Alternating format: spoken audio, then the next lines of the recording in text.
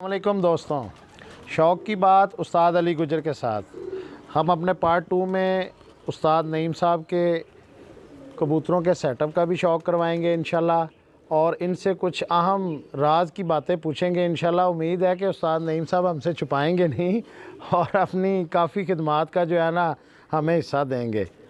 तो उस्ताद जी, ज़रा ये जो मेडिसिन हैं कबूतरों की, जो दोस्त कबूतर उड़ाते हैं, ये आजकल यूरोप की जो है मेडिसिन पाकिस्तान में आ रही हैं, जैसे आइडियल पिल्स हैं, बूस्ट X5 है, सेंट्रम है, इस तरह सेंट्रम की और बहुत सारी किस्में हैं, रीका फास्ट है, सुपरा पिल्स हैं, फार्माविट है। मतलब हर दूसरा उस्ताद जो है वो इनके ऊपर तरजीह कर रहे हैं। और आज से तकरीबन कोई 25 साल 30 साल पहले जो उस्तादियाँ थीं, जो कबूतर परवरी में मतलब उस्ताद थे, वो देसी चीज़ों को ज़्यादा प्रेफरेंस देते थे।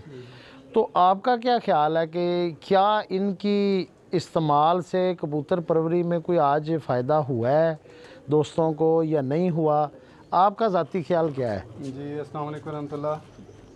जी, मैं अभी अली भाई ने बड़ा अच्छा सवाल किया है, और ये कबूतरबाजी में बड़ा एक अहम हिस्सा है, ठीक है। तो उसमें अली भाई बात इस तरह है कि देखें, एक पहलवान है, वो अपने आप को सेहतमंद करता है, अच्छा खाता पीता है, ये वो है। जब वो सेहतमंद होता है तो उसको मज़ीद अच्छा करने के लिए, अपने कट्स बनाने के लिए फिर वो कोई मेडिसिन इस्तेमाल करता है, तो फिर उसके मसल्स बनते हैं, तो उसका बेनिफिट मिलता है।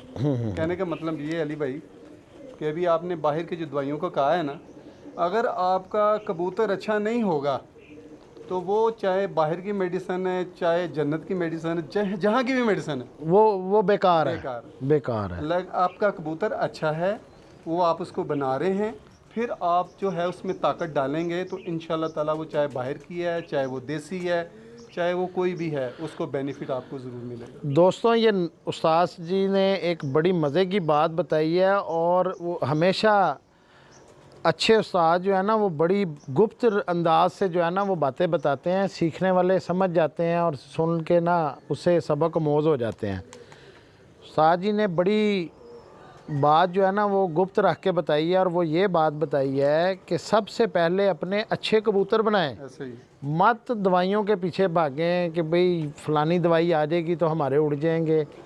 तो उनका मेन मकसद क्या था कि अच्छे कबूतर बनाएं।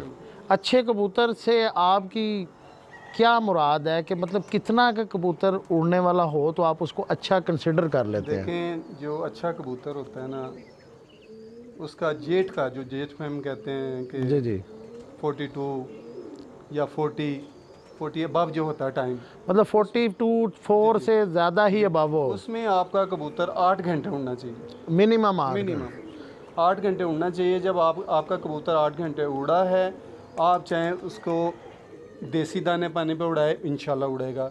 आप उसको मेडिसिन पे उड़ाएं, वो ज़रूर उड़ेगा, ठीक है ना। आप उसको जिस पे भी उड़ाएं ना, वो इंशाल्लाह ताला, अगर आपका हाथ अच्छा है, मतलब ये उसके साथ ज़्यादती ना हो, तो वो ज़रूर उड़ेगा। सही। नईम साहब, कबूतरबाजी में आजकल बहुत ज़्यादा जिद्दत आ गई है। काफ़ी साल पहले इतना क्रेज़ नहीं था। आज माशाल्लाह देखें पाकिस्तान में काफ़ी बड़े बड़े ग्रुप हैं। आप भी उस्ताद इखलाक ख़ान साहब की पार्टी से तल्लुक़ रखते हैं। अल्लाह ताला उनको जन्नत में आला मकाम अता करे। मतलब उनके भी लातदार शागिर्द हैं, इतनी बड़ी पार्टी है, और देखें उन्होंने भी नाम किए हुए हैं। ये कबूतरबाजी में बहुत ज़्यादा जिद्दत आ गई है। लोग पहला कबूतर ही 5-5 6-6 बजे बैठा रहा है, और ऊपर से मतलब रात तक गए तक जो है ना वो बैठ रहे हैं। तो ये जो कबूतर होते हैं, इनको ट्रेनिंग देनी पड़ती है या कुछ नस्लें ही ऐसी डेवलप हो गई हैं कि वो मतलब ऑटोमेटिकली मेहनत कम है और वो ट्रेंड हो जाती हैं? हाँ जी, बिल्कुल, आपने अली साहब बिल्कुल सही कहा है कि आजकल कबूतर बहुत अच्छे आ गए। पहले नहीं थे, यानी कि पहले भी थे। अच्छा। लेकिन पहले हम क्या करते थे कि प्योर जोड़ा लगा दिया, ठीक है, और वो प्योर का बच्चा निकाला, उसको हमने उड़ाया, वो 3 घंटे 4 घंटे, यार ये उड़ नहीं रहा, इसको हमने दवाई भी लगाई, उड़ नहीं रहा। और भाई वो कैसे उड़े, वो तो प्यार है। लेकिन देखें, एक फेज़ है, एक न्यूट्रल है। हाँ। जैसे ही आपने फेज़ और न्यूट्रल टच किया, करंट आ गया, लाइट जल गई, ठीक हो गया।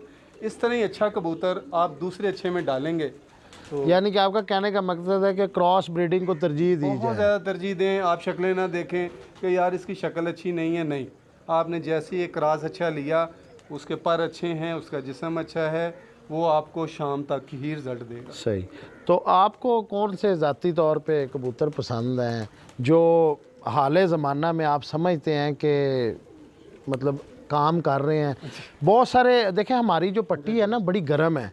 सरगोदा से लेके फैसलाबाद की जो बेल्ट है ना, हम तो सेंटर में बैठे हैं, तो हमारे यहाँ पे जब टेम्परेचर चलता है तो गर्मियों में 44 से लेके 48 49 तक जाता है। ऐसे ही।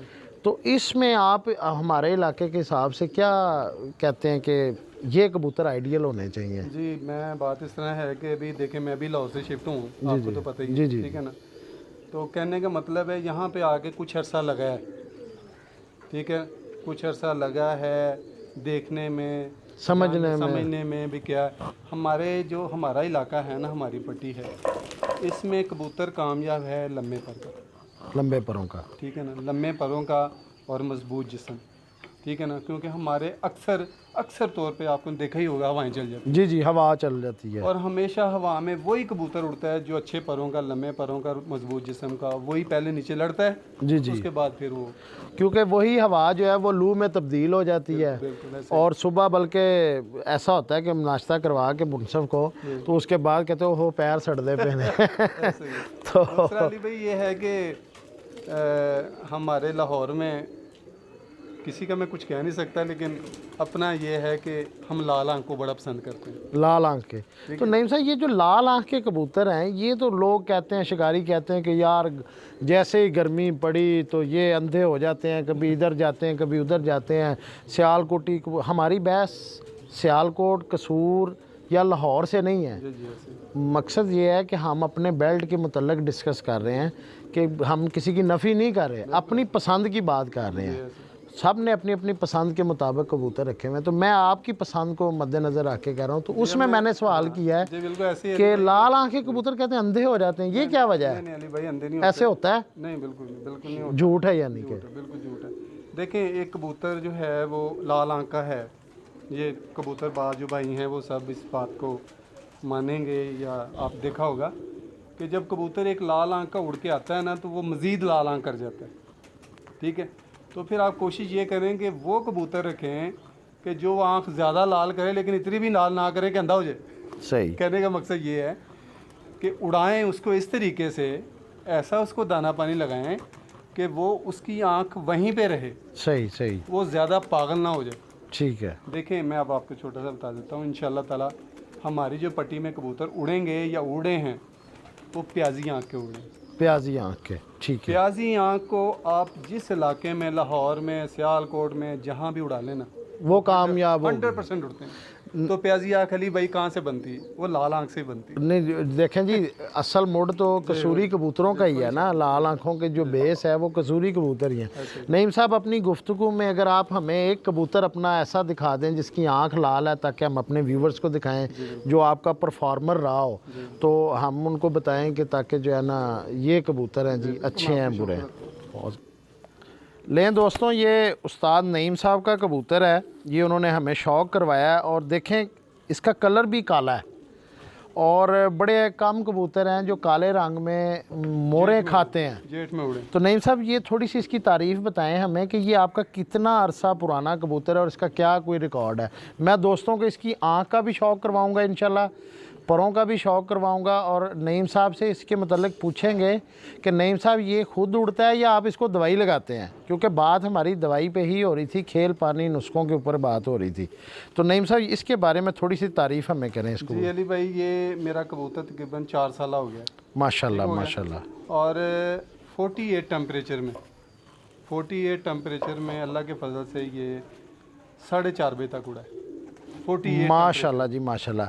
मैं अपने दोस्त से कहूँगा कि दोस्तों को जी इनका शौक़ करवाएं, ताकि दोस्तों को पता लगे कि कहानियाँ नहीं, हकीकत पे मबनी बातें हैं।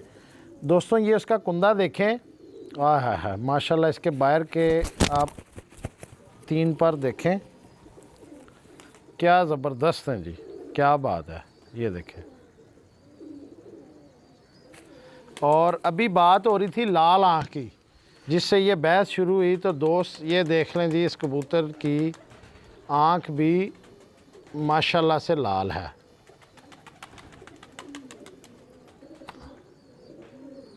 ये देखें जी,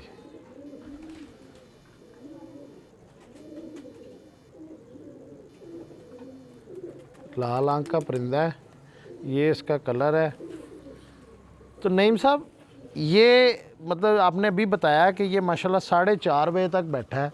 तो ये कबूतर क्या खुद इतना उड़ता है या आप इसको खेल पानी करते हैं तो तब ये जाके उतना उड़ता है? जी अली भाई, बेसिकली अस्सू में ये कबूतर ऐसा है कि लोग कहते हैं, दोस्त कबूतरबाज कहते हैं अक्सर कि जेठ का कबूतर अस्सू में नहीं उड़ता।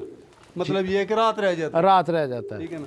लेकिन मैं ये कहूँगा कि अगर आपका कबूतर दाना सियाना बहुत अच्छा है तो वो अस्सू में भी घर बैठता है, अस्सू में भी घर बैठता है, जो मर्जी हो जाए, ठीक है। ये इसका अपना टाइम जो है अस्सू में भी 3 से अबव है, 3, 3:30, 4, ठीक है ना। और जो जेठ है इसमें उसका टाइम है 2:30 से लेके 3 बजे तक, ठीक है ना। और जो कबूतरबाज होते हैं वो कबूतर अच्छे कबूतर के 2 से 3 घंटे बढ़ाता है या 4 घंटे बढ़ाता है, ठीक है ना। वो पता नहीं, कोई अच्छे अच्छे उस्ताद भी हैं जो कहते हैं जी मैं घंटे वाले कबूतर को शाम को बिठा लेता हूँ, ठीक है ना। वो उनके पास अपना दाना पानी है। लेकिन ये है कि इसको मैंने अल्लाह के फजल से मुश्कपूर के ऊपर, यानी कि कफूर वाले नुस्खे से, हाँ जी, मुश्कपूर के नुस्खे पे इसको मैंने जेठ में 48 टेम्परेचर में 4:30 बजे बिठाया। माशाल्लाह। दोस्तों देख लें, सारे दोस्त जो है ना वो अंग्रेज़ी दवाइयों के पीछे जाते हैं। तो नईम साहब ने ऐसी कोई चीज़ आपको बताई है कि कफूर वाले खेल पानी से सख्त गर्मी के अंदर ये कबूतर जेठ में 4:30 बजे तक बैठा है। तो नईम साहब, ये जो अभी परिंदा मेरे हाथ में, चले इत्फाक से सवाल भी आ गया है, हम तो वैसे वाइंड अप कर रहे थे, अपने नेक्स्ट सेशन की तरफ जा रहे थे। तो ये जो जोड़ होते हैं कबूतरों के, इसके बारे में आपका क्या ख्याल है कि ये खुले होने चाहिए, तंग होने चाहिए, या मतलब इसमें कबूतर परवरी में इसका क्या अमल दखल है? जी अली भाई, आपने बड़ा अच्छा सवाल किया है। हमारे बहुत सारे उस्तादों के मैं प्रोग्राम भी देखता हूँ, उनके साथ बैठक भी होती है। बात यह प्यारे कि इंसानों में भी देखें, किसी का छोटा कद है, किसी का बड़ा कद जी है, जी, ऐसे ही कोई है, मोटा है, कोई पतला है, लेकिन वो अपनी शख्सियत से पहचाना जाता है, ऐसे ही है, अपनी शख्सियत से पहचाना जाता है। अगर लम्बा कद है, जो भी है, एनीवे कबूतर में कोई ज़रूरी नहीं है कि उसका जोड़ तंग हो, जोड़ खुला हो, नहीं। जो अच्छा नस्ली कबूतर है वो खुले जोड़ में भी उड़ेगा, तंग जोड़ में उड़ेगा, टेढ़े जोड़ में उड़ेगा, लंबी हड्डी में भी उड़ेगा, सब में उड़ेगा। यानी कि आपका कहने का मकसद है कि इसमें जो इस ब्लड है, यानी कि जो इसकी ब्रीड की क्वालिटी है वो अच्छी होनी चाहिए, वो अच्छी होनी चाहिए। इस चीज़ का कोई अमल दखल नहीं है। यानी कि बंद जोड़ के भी उड़ते हैं जी। खुले जोड़ों के भी उड़ते हैं। अगर किसी का जोड़ हल्का फुल्का टेढ़ा है या कुछ है, वो भी चल जाता है। अब इसी में अली भाई, ये जो हमारे जोड़े हैं ये 4 कलर निकालते हैं, 4 कलर निकालते हैं। चीना निकालते हैं, हरा निकालते हैं, खतंग निकालते हैं, ठीक है ना। और 4 हो गए, चीना, खतंग और हरे और जी जी जी, सेबे वाले, सेबे वाले, ये 4 कलर निकालते हैं। इनका ब्लड है वो आपको मैं खतंग का भी शो करा देता हूँ। जी जी, नहीं वो हम इंशाल्लाह अगले सेशन में जी आपसे अभी इजाज़त लेंगे व्यूवर से। हम अपने नेक्स्ट पार्ट में उस्ताद नईम के बहुत नायाब कबूतर दिखाएंगे और इंशाल्लाह आपको देख के जी मज़ा आएगा कबूतरों का कि ऐसे ऐसे कीमती कबूतर नईम साहब के पास हैं। लेकिन दोस्तों इंशाल्लाह नेक्स्ट पार्ट में आपको उस्ताद नईम के ब्रीडर कबूतरों का शौक़ करवाते हैं।